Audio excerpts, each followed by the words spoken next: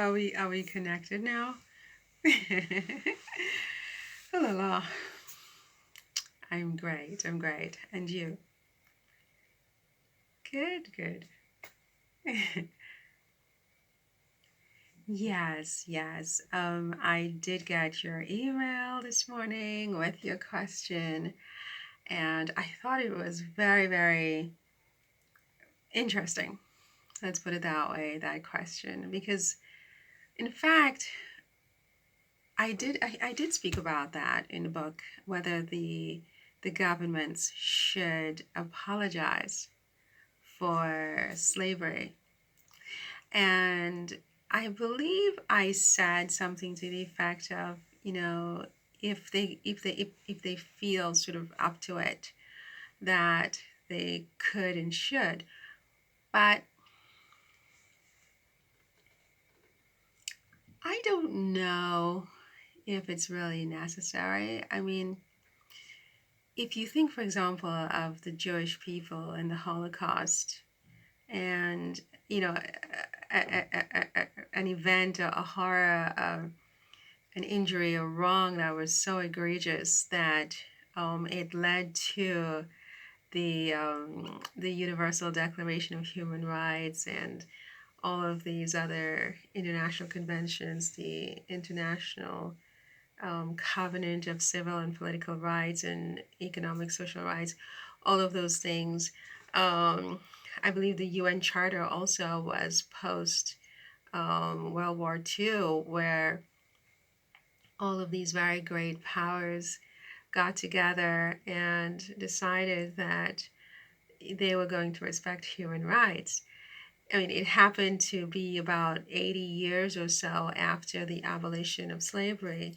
So obviously, it really had nothing to do with these millions of workers from Africa who were deprived arbitrarily and extrajudicially and irrationally of all of their human rights, all of their labor rights, all of their property rights, all of their constitutional rights, all of their civil rights. They were that divested even of their right to be part of the human species. Actually, they were deemed to be property of third parties.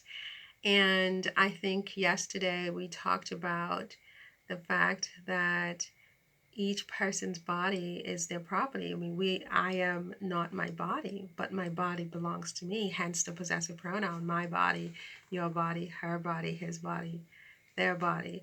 Or even my body is mine, your body is yours. It's still possessive, right? So the notion that the governments, very, very powerful governments, including the United States and Britain, but certainly not just them, um, allowed private parties to enter into these kinds of commercial transactions where people were being bought and sold who had not agreed to be bought and sold, who had not accepted any of the terms of these transactions, even though the property belonged to them by right, as nature would have it.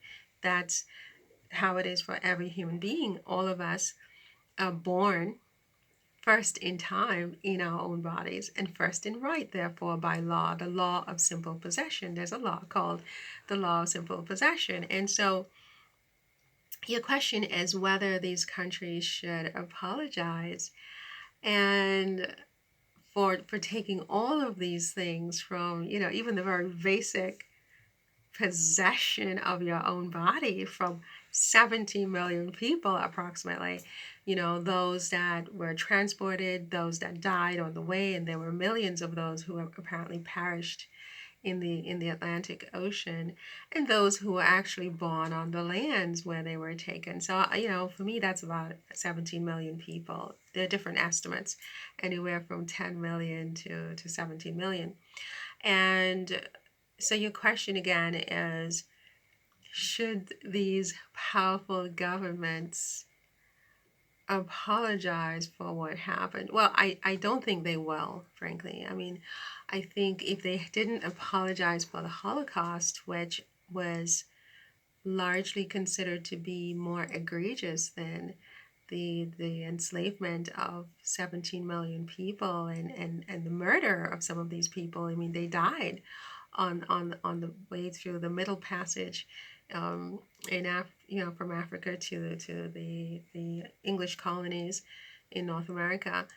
And the despeciating of these people, and just the just blitzkrieg, the economic blitzkrieg that they unleashed on these people and their extended families. Even today, 150 years later, their ancestors, I mean, their descendants, their children, their offspring, their kin, their heirs haven't caught up, with very few exceptions. I mean, you have the Oprahs of the world, you have the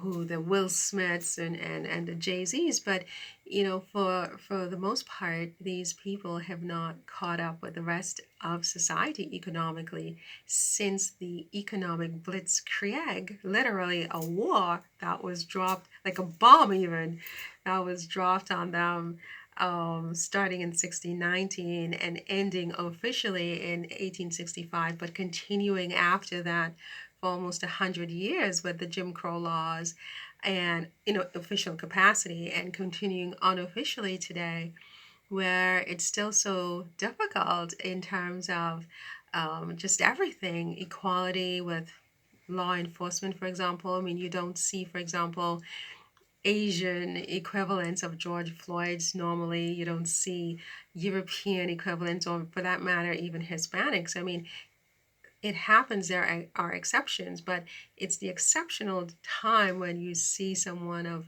different groups who are totally disrespected in the way that the humanity of people of African descent continue to be disrespected today, not just in law enforcement, by the way. In so many other ways. You go to the doctor, I mean, there's medical discrimination. I mean, that's been documented. Education, sometimes just going to a restaurant can be a risk, because you can never tell if your packaging will cause you to be um, treated with disrespect. I mean, it can be pretty rough out there. And I think that for those human beings who are not packaged in a particular way, they have no idea. They think you're absolutely crazy. Like, what are you talking about? That can't be possible. You just went to a coffee shop, and no, it's not true. You're crazy, you're paranoid. But and it's understandable that they feel that way, because they just have never had that in their entire lives. Whereas you have the times when you don't have it are the exception. So it's a lot of harm that is unleashed on people for a long time, when the government, which for me is the top of the hierarchy, the top of the pyramid of our human experience, joins in with something like this and condones something like this and authorizes something like this, both statutorily and with their apparent behavior, where they participate in the total in the conspiracy against the rights of certain people, based on arbitrary criteria, right? Where they police it, where they legislate to keep it that way for 244 years. It's a lot of harm for a really long time that is unleashed. I mean, people have not been free for 244 years. Someone like me, okay, would have been enslaved in the Caribbean or in America, wherever I happened to end up. And so it's not so long ago. I mean, 244 years of bondage, 150 years of freedom. I mean, do the mathematics, right? We have not been free, we being those people who happen to be packaged in a certain way, with a certain complexion and certain nose and hair, as long as our forebears were held in unlawful bondage, even though they hadn't done anything wrong. And that's really, really important to remember, that these people had done nothing wrong. 17 million individual people, okay? We're not talking about a monolith here. These were individuals with their own bodies, their own minds, their own hearts, their own desires, right? They were not a monolith. Did nothing wrong, right? And just based on the fact that they shared certain common physical characteristics, powerful governments in the world who are still powerful today conspired with private merchants to divest them of all 100% of their rights, and one of those rights being the right to be paid for their work, which means that 100% of their wages were withheld for their entire lives for a cumulative 244 years. And these people had done absolutely nothing wrong. Some of them were born. I mean, we live in a pro-life, world where, the ruling class is very, very militantly pro-life. These people were born, okay, and were punished with lifelong imprisonment on these plantations because just the very birth was wrong or punishable at a minimum.